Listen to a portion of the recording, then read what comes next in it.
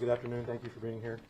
APD responded to a double homicide on Monday, October 14th, 2024 at 7:38 a.m. in the 1800 block of Burton Drive.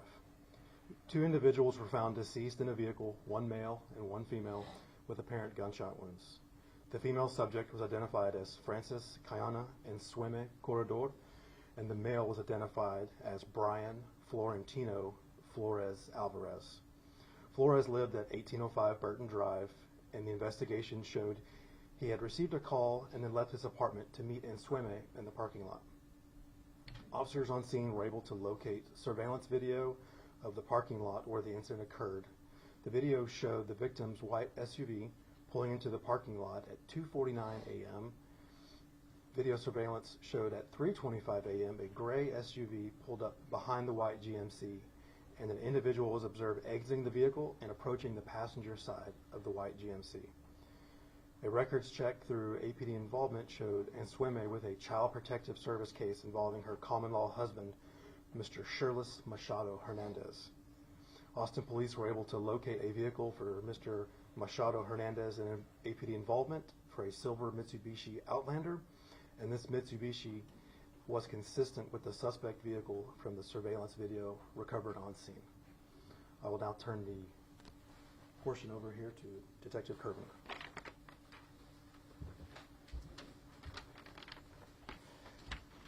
Good morning. It was discovered through the investigation that the victim, the female victim, had 3 children, all of which were unaccounted for. The primary focus of the investigation turned to the well-being of those children, locating them and ensuring their safety. To that end, we checked all addresses on record for the couple, the children, and any other address we could identify that had previous APD involvement for that family. Officers were unable to locate the children, the husband, or the vehicle, the silver Mitsubishi Outlander. The children have since been located and are safe and uninjured. Machado was the father of 2 of those 3 children, and CPS is currently handling the placement of those children at this time. Within an hour of the Amber Alert going out, family with whom the children were with contacted Austin Police Department to notify them that the children were at 5401 Decker Lane and had been dropped off by Machado, who had then abandoned his silver Mitsubishi and left the scene in a gray Toyota Highlander with Illinois license plates. Undercover units began to saturate the area where all known locations for Machado and that vehicle appeared in our records. At approximately 6:35 p.m., an undercover officer spotted the silver Toyota Highlander with Illinois plates pull up to an apartment complex off Wickersham Lane. The driver of that vehicle, later identified as the suspect's brother, exited that Toyota Highlander and ran to a black Kia SUV bearing license plates that returned to a completely different vehicle in a different color. It is believed that those license plates were put on that vehicle to obscure its identity and further invade law enforcement. Undercover officers began to conduct mobile surveillance on that vehicle with the hopes of locating the suspect. They were able to follow it to another nearby apartment complex where the primary suspect's brother, who was the driver of that Kia at the time, met with another person, later identified as a second brother to the primary suspect, and the vehicle went mobile again. Undercover officers, with the assistance of APD's Air 1 unit, continued to follow the vehicle until sufficient resources were in place to conduct a stop on it. It was believed, due to the gravity of the case, due to the fact that the license plate on the vehicle did not return to the vehicle, that the attempted traffic stop would turn into a pursuit. That did not happen. The vehicle yielded at a residential neighborhood, and the primary suspect was taken into custody, having been found hiding in the back seat of that Kia SUV. The driver of that vehicle was detained, but has not been charged at this time. The units involved in the apprehension included APD Patrol, APD Metro TAC units, APD's Violent Crimes Task Force, the Tactical Intelligence Unit, APD K-9, and the Department of Public Safety troopers. I'm going to pass it on to the lead detective, Detective Randy DeLuna. Good morning. The CPS had informed homicide detectives about an active case involving Shirley Machado Hernandez. A forensic interview was to be scheduled for today, October 15th, 2024, with the child victim at the Child Advocacy Center prior to the homicide. Homicide detectives discovered that the suspect had withdrawn the children from their current schools and provided a new address in Niederwald on Friday, October the 11th, 2024.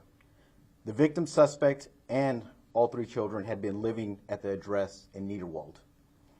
It is unknown if Answami had contact with Machado that night, and unknown how Machado had located Answami in the parking lot on Burton Drive.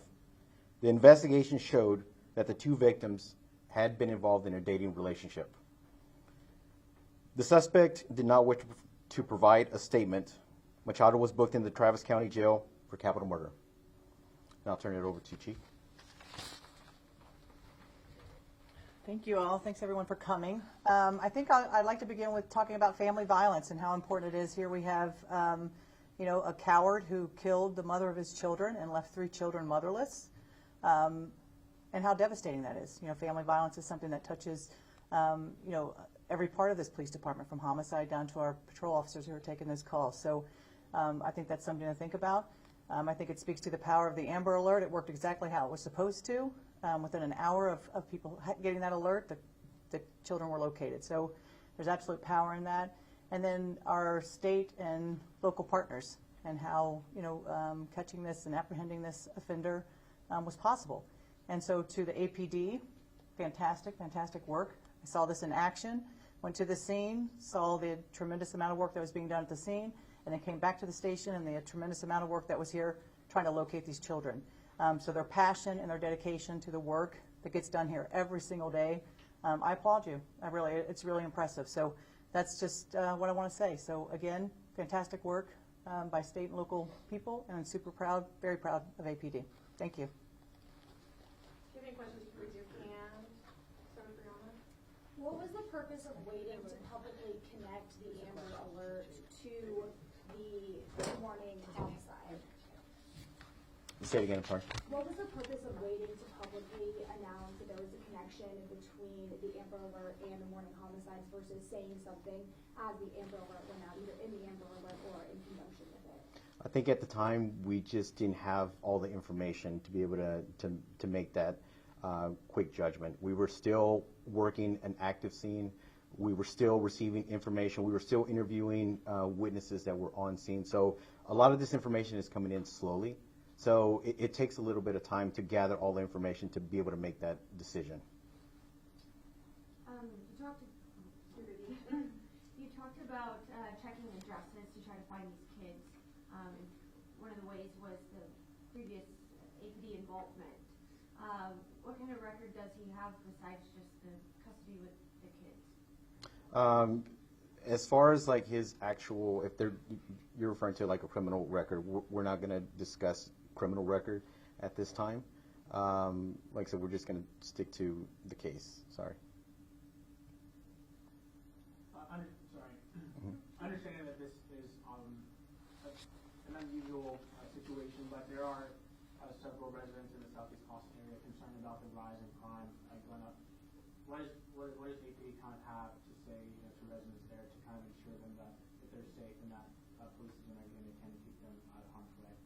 Well, patrol officers are out there actively working calls. They're out there responding to citizens' needs the best they possibly can. So, like I said, they're out there doing what they can. So they're doing the best they can. Do we have any indication that the suspect was tracking this female? That's how he knew where she was?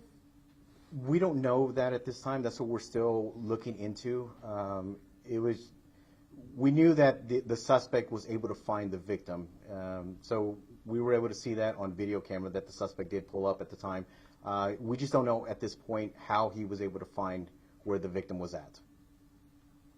Sorry, you said the suspect and I believe the deceased victim, they were, I guess, common law married. Is there knowledge or timeline of maybe when they separated or how long they had been apart from each other? At this point in the investigation, what we discovered is they were still together at this point. There was no indication that they had been separated at any point. They were still living together at the same residence. But she had a new boyfriend. Correct. Can you tell us where the children were found and who they were with? We can't answer that at this time. Did he have the children with him? How long did he have the children with him? Do we know? We don't know that at this time. We know that from about 3:30 to possibly 1 o'clock, the children were unaccounted for. Is that AM or PM? 3:30 a.m. to 1 o'clock p.m. Can you give us an estimate of how long the bodies were in the car? At the time, whenever we were watching video, it looked like at about 3:25 a.m. is whenever we saw the suspect vehicle pull up. It wasn't until 7:38 until APD received a call for 2 deceased people in the parking lot. And who made that phone call to 911? It was a neighbor. So you said one of the brothers who was driving the car will not be charged. Is there a reason? Do you believe that he was maybe being forced to drive the suspect away or anything like that? Is that why he's not being charged? We don't know that at this time. We're still looking into more information. Like I was saying, this is an ongoing investigation. It's still in the early stages, so we're still trying to figure out, and we're still trying to get more information on that as far as like any kind of family involvement. Was the Amber Alert sent out statewide or was it localized at all? That was statewide. Correct. Would he possibly face any charges related to that Amber Alert? Who? The suspect. The suspect face any charges for the Amber Alert? No, not at this time. One last question? Anyone have any? Is he a U.S. citizen? Can't discuss that at this moment. Can we expect him to be deported? It's unknown. Thank you, guys. We will do it again in Spanish in about 5-10 minutes, so if you are staying for the Spanish version, just give us a couple minutes, and if not, then we can escort you back downstairs. Thanks, y'all.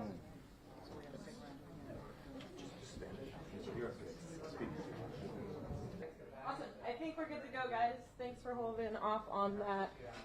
Let's do another quick say and spell. We have Detective Randy De Luna, R-A-N-D-Y, last name De Luna, D-E-L-U-N-A. He's going to give his remarks in Spanish, and then you're welcome to ask some questions in Spanish if you need to. Either he will answer or possibly Nathan Sexton, N-A-T-H-A-N S-E-X-T-O-N. And again, Detective De Luna is the lead detective in this case with the homicide units in the Austin Police Department, and Sergeant Sexton is a sergeant of the homicide unit. Good morning. APD respondió a un doble homicidio el lunes 14 de octubre 2024 a las 7:38 en la mañana en la cuadra 1800 de Burton Drive. 2 personas fueron encontrados muertos dentro de un vehículo, un hombre y una mujer, con heridas de bala. La mujer fue identificada como Francis Caína Anzueme Corredor y el hombre como Brian Florentino Flores Álvarez. Flores vivía en el 1805 de Burton Drive y la investigación demostró que había recibido una llamada y había salido de un apartamento para encontrarse con Anzueme en el estacionamiento.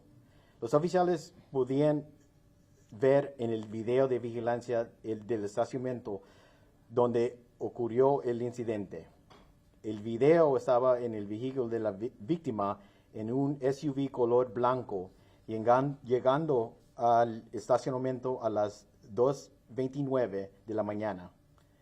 En el video de vigilancia, a las 3:25 de la mañana, un vehículo SUV color gris se detuvo detrás del vehículo blanco y vio un individuo salir del vehículo, el lugar, ir hacia el lado del pasajero. Una investigación de las víctimas, en este caso con el servicio de Protección de Menores que le relacionaba a su marido, Shirley Machado Hernández. El Servicio de Protección de Menores tenía un caso con su marido, Shirley Machado Hernández. La policía de Austin localizó un vehículo de Shirley Machado Hernández, un Mitsubishi Outlander color plata, y este vehículo era el mismo del video de vigilancia.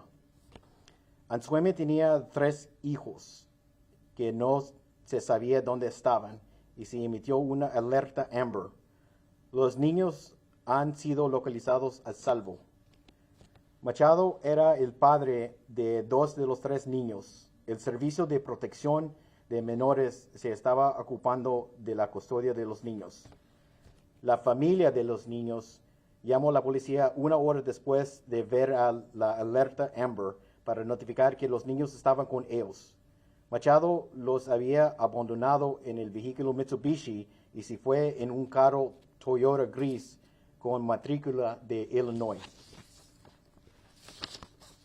Los oficiales comenzaron a registrar la zona, localizar a Machado en el vehículo Toyota sospechoso.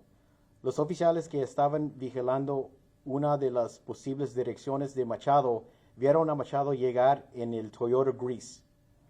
Los oficiales de APD Air One, APD MetroTac, el Grupo Especial de Delitos Violentos, APD Tactical Intel y la Unidad del Departamento de Seguridad Pública, DPS, trabajaron para mirar el carro, hicieron una parada de tráfico al vehículo Toyota en el cuadra 900 de Fairfield Drive, en el norte de Austin.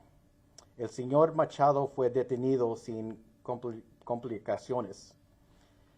El Servicio de Protección de Menores informó a los detectives de homicidios sobre un caso activo y que él estaba implicado, Shirley Machado Hernández, con uno de los hijos. Una entrevista forense iba a tener para hoy con uno de los niños. Los detectives de homicidios descubrieron que Machado había reconocido a los niños a la escuela y había dado una nueva dirección de Niederwald el viernes 11 de octubre de 2024. Anzueme, Machado y los 3 niños habían estado viviendo en esa dirección de Niederwald. No se sabe si Anzueme tuvo contacto con Machado esa noche o no sabemos cómo Machado se había encontrado a Anzueme en ese estacionamiento en Burton Drive. La investigación muestra que las 2 víctimas habían estado saliendo. El sospechoso no quiso hacer declaraciones. Machado fue llevado al cárcel de condado de Travis por asesinato capital. En el mes de concientización de violencia doméstica, si conoces a alguien en una relación de abuso o violencia, llame a 911 o la línea nacional de violencia doméstica. 1-800-799-7233, si habla español. Gracias. ¿Tienes pregunta? Sí, sorry, se me fue. ¿Él tenía algún problema mental, el sospechoso? No sabemos en este tiempo. Todavía es muy temprano en la investigación y no sabemos eso en este momento. ¿Estaba actuando con otra persona? ¿Saben si había otra persona implicada para hacer todo lo que hizo durante estos 2 días? Si había alguien más con él. No creo que sí, pero como yo estaba diciendo, no sabemos en este momento, en esta investigación, si había alguien más. De acuerdo. Esa es mi pregunta. That's all. Okay. Thank you. Thank you for watching. Please hit the subscribe button and get the latest news by downloading the CBS Austin News app.